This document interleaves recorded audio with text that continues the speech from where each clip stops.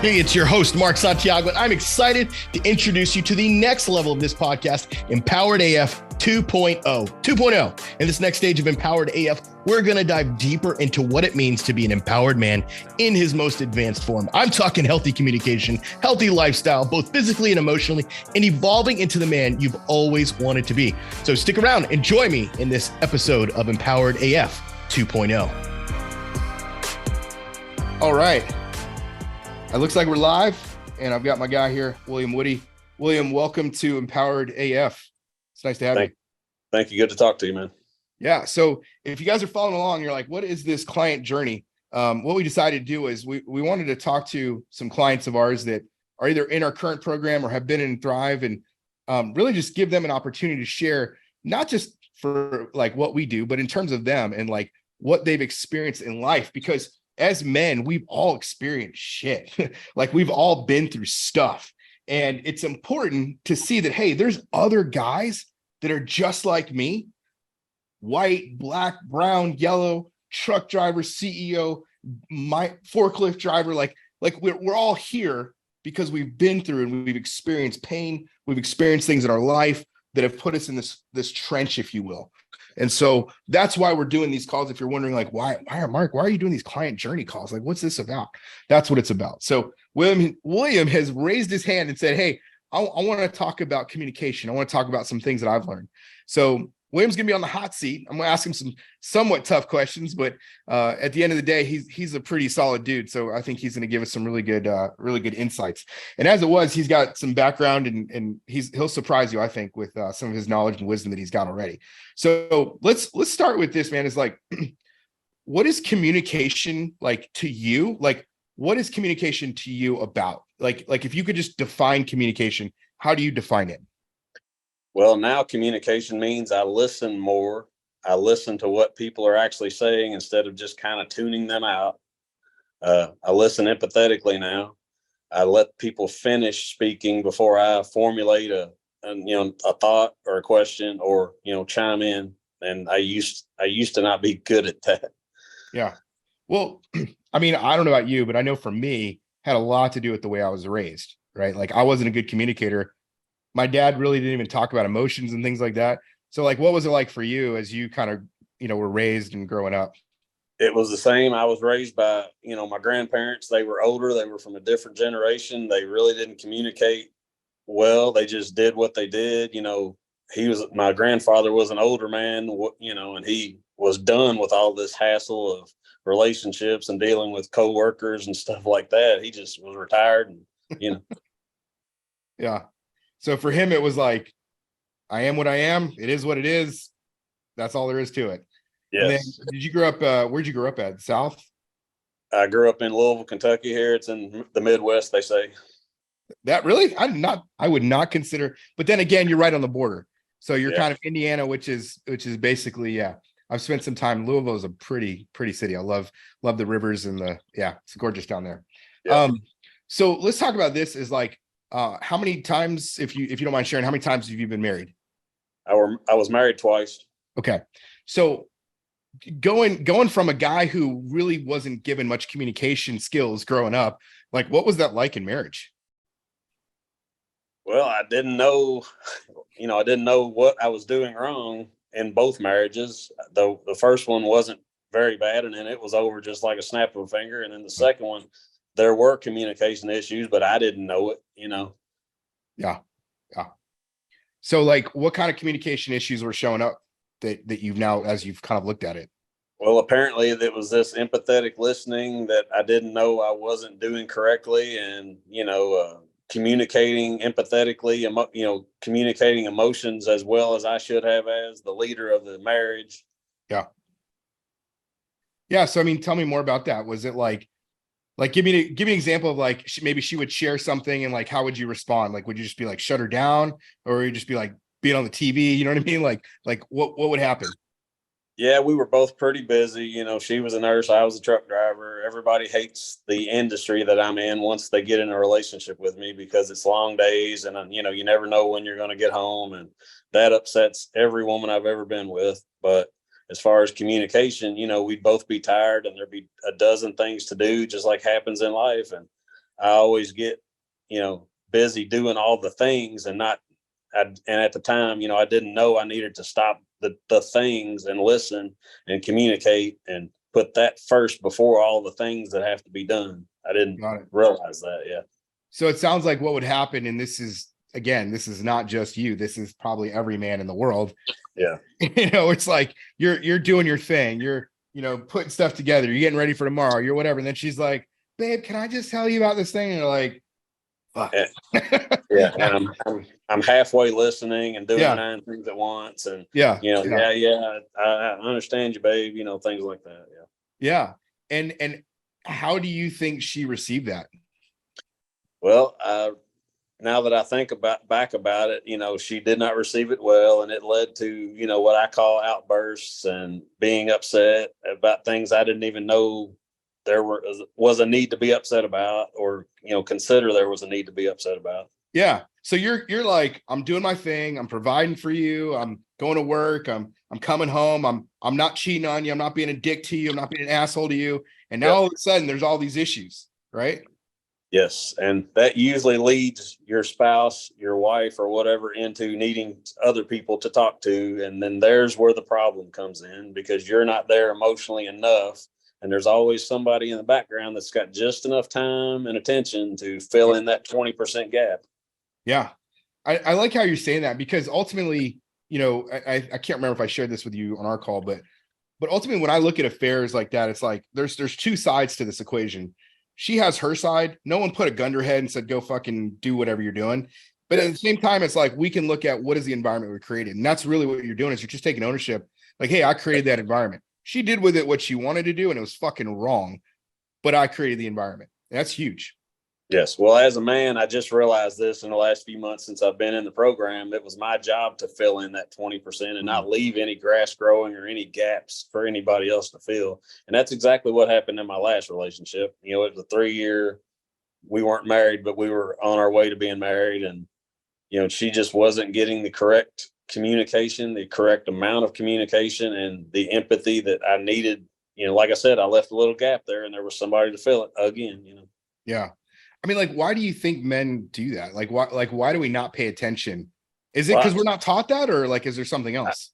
I talked to you about this on our first call, and we're not taught that. And it's, like 5% of men somehow or another know this, or they've taken these kinds of courses, or, but that's exactly what happened to me. There was a guy that knew all this, and I didn't know any of it until it was too late. Yeah. And that's the thing, right? Like you're saying. So, I mean, like, if those of you are in a situation where maybe there is no affair, and you don't suspect anything like that, and you're not giving her emotional attention, you're basically leaving the doors open. You're leaving the back door open, so to speak, of your house. Yes. Right? And that's the thing I got to emphasize for those of you listening to this, is that if you're not emotionally aware of what is happening in your home, in your house, in your heart, and in her heart, you definitely are leaving yourself open. And like you said, there's always that person who is willing to fill that gap because you're not. And there's guys that literally prey on this shit. It's not to blame them, and it's not to like, oh, they're the worst people in the world, but through their own dysfunction. I mean, think about that, right? Their own dysfunction in their own heart, of being unhealed. They feel like they've got to now prey on women who don't have that gap filled. There was a man that was willing to wait 7 years in the background, in the wings, for just somebody like me to come through my ex's life and just mess up just enough. And that's what I did. Yep. So let's talk about this. So you've now been in the program for a little while, in the Thrive program. What's been some of the biggest highlights or takeaways from you, especially when it talks about communicating? Well, there were a lot of painful truths that came out. There was a lot of difficult homework, difficult things I had to listen to. I had to admit to, learn that I was doing wrong, and admit to and accept. And, some of the homework is very integral in bringing things out that I needed to know, and everybody needs to know, and those are some of the hard parts, and those were the best parts. So. Can you walk me through something that like maybe is practical, that you've implemented since you've been working with us, that whether for communication or boundaries that you had to set, like, can you give me like an actual situation that you applied it? I've used this every day now. I use everything I've learned every single day with my employer. I used to do way too much at work. I was always the guy they came to and said, you got to do this. And now I tell them, no, I don't have to do this. And I'm not going to do this if it's not safe. And if I don't, if it's not going to do anything for me and the company, then I'm not going to do it. I'm not just doing it for them anymore. And I use it in all the, I use it with my mother. I have apparently mother issues, and, I use it in every aspect of my life now, every single day. That's so crazy because, it's funny. A lot of times guys come to us for the sheer reason of their marriage, right? And they're just like trying to figure out, what do I do? How do I save it? Your situation, you were like, hey, look, I'm not married to this girl. Things are ending with us. I'm kind of moving forward. And so we knew we had to focus on different things, communication, dating, et cetera, whatever. But it's like, what happens is you start learning the stuff that we do and you start to recognize, man, this shit impacts my entire life. Everything I've been lacking in all my life has affected my whole life, all my relationships, all the work I've ever done with, not really with friends, but there were some friends that I should have set boundaries with. And yeah. What's it been like having, this group of guys around you too? I mean, I'm sure this is a little different from where you came from. Well, that's another thing I learned is you can have all the friends you've ever had all your life, but you need the right friends to point out what you lack in. And the friends I had didn't know what to tell me when I was going to them with these problems that I was having with this last relationship, because we're all just good old boys. We all do the same thing and we all have the same problems. And sometimes theirs are not as bad as mine were, but I needed a new group of friends to add to my old ones, ones like you guys that knew what I was going through, could understand what I was going through, and would call me out for my weaknesses and my lacking, and have pointers, like the guys that have already been through the program for a little bit longer than me. You guys, I was implementing these things on my own, 4 months ago, 6 months ago, but I didn't know exactly what I was doing wrong at the time. So I was slowly implementing these things and kind of half-heartedly because I didn't know what to do.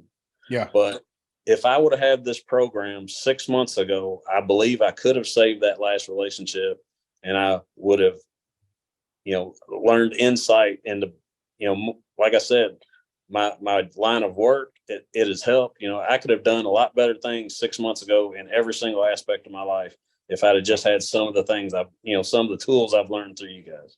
Yeah. I mean, that's one of the things we talk about too, is because, like we all have our buddy group. We all have our drinking buddies. We all have our friends we work with, whatever. And those are good guys, especially if they're loyal to you and, they're not going to gossip and shit behind your back, talk shit behind you and be there for you. That's good. You want that. But at the same time, you also got to have people that can call you to the next level. So let me ask you this is always an interesting question, is like, what is it about you specifically that said, I'm going to be this type of guy, not just be like everyone else? Because honestly, I grew up, I lived in Atlanta for a long time.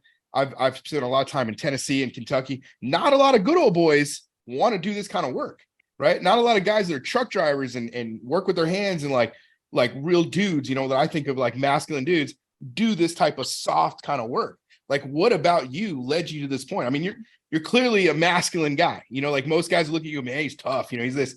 What about you is different that made you want to do this?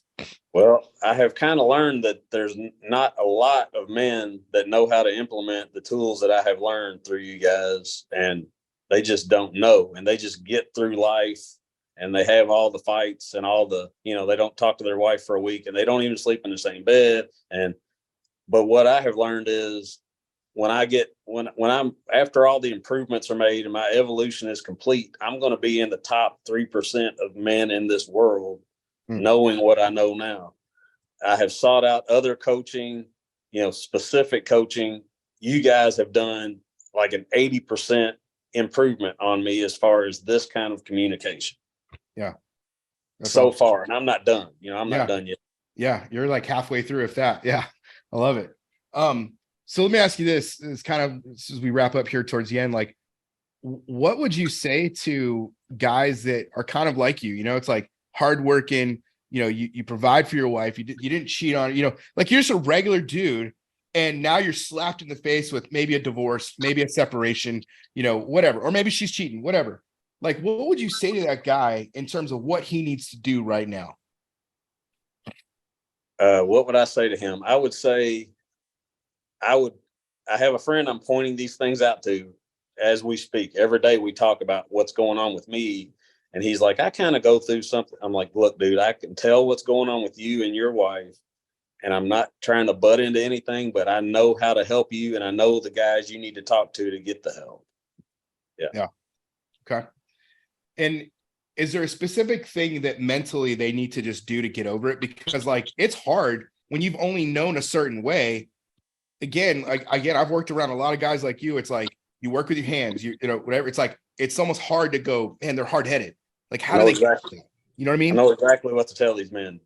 Okay. Lose the ego and lose your pride. Put it away, put it in the back of your head, put it in your pocket. It's doing nothing but hurting you. Your pride and ego is hurting you. That's what is causing some of your problems. I like it. Well, man, I appreciate you showing up and sharing with us. Is there anything else you would like to say before we call it a day? These are a good bunch of guys. They know exactly what needs to be done in these kind of situations. They're not going to be soft on you. They're going to jump in your tail. I have had several guys jump in my tail and straighten me up on a few specific things, and I appreciate it very much. Yeah.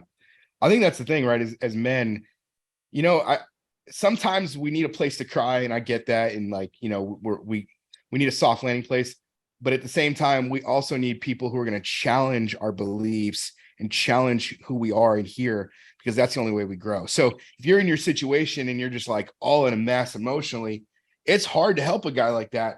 But when you finally get to a place where you're like, all right, I need to work on me, we believe this is the place, because that's exactly what we're going to do at Empowered Man. Is we're not going to pull punches. I talked to a guy yesterday and I was like, bro, let me just be honest with you. Your wife is fucking cheating on you. She is fucking somebody else, and you have a chance to do something about it. Not stop her from doing that. It's about where you're going to be the rest of your life. You can either continue to be miserable and go off the edge and your kids never see you again and you become miserable, or you can fucking have a new life. And it was the same with you. You were just like, look, I'm done with this, but I know that if I'm going to continue having relationships, I got to be a better communicator. I've got to heal from the shit I've just been through, and I got to be able to move forward. I would like to add one thing. I didn't know that I wasn't communicating correctly. I didn't know that I wasn't leading correctly. And I didn't know I wasn't being empathetic. I really did not. But now I realize I was not. I fell way short, and it was my fault. Yeah. Love it. Well, dude, I appreciate you coming on. Thank you for sharing with these guys. Hope you guys got something out of this. Look, if you're in a place where you're like, man, I want to be like William, I'm ready to put the pride and the ego away, I want to challenge you to jump on a call with one of our advisors here at Empowered Man. You can go to empoweredman.co/book, empoweredman.co/book. And one of our advisors will take you through what we do and how we help men get the results we get them. And if that's for you, awesome. We'll invite you in. We'll make an invitation to Thrive Brotherhood. And if not, it's not for you, and that's okay. We don't take every guy. So thank you guys for listening. I'll see you on the other side. Hey, thanks again for joining us on this episode of Empowered AF 2.0. If you're new here, thanks for checking out this episode. And I encourage you to take a visit back to the first episodes in this podcast. Look, we have over 50 episodes on the foundations of how to be an empowered man. I'm talking about in your relationship with your wife, your kids, your work, your boss, whoever and whomever. And I highly suggest you take some time to listen and gain some insight and knowledge from those episodes. And hey, if you want to connect with me deeper, be sure to check out the Empowered Man group. That's empoweredman.co/group. empoweredman.co/group for latest information and to join our group of other men who are wanting to be empowered just like you. Until then, this is Mark signing off, Empowered AF 2.0.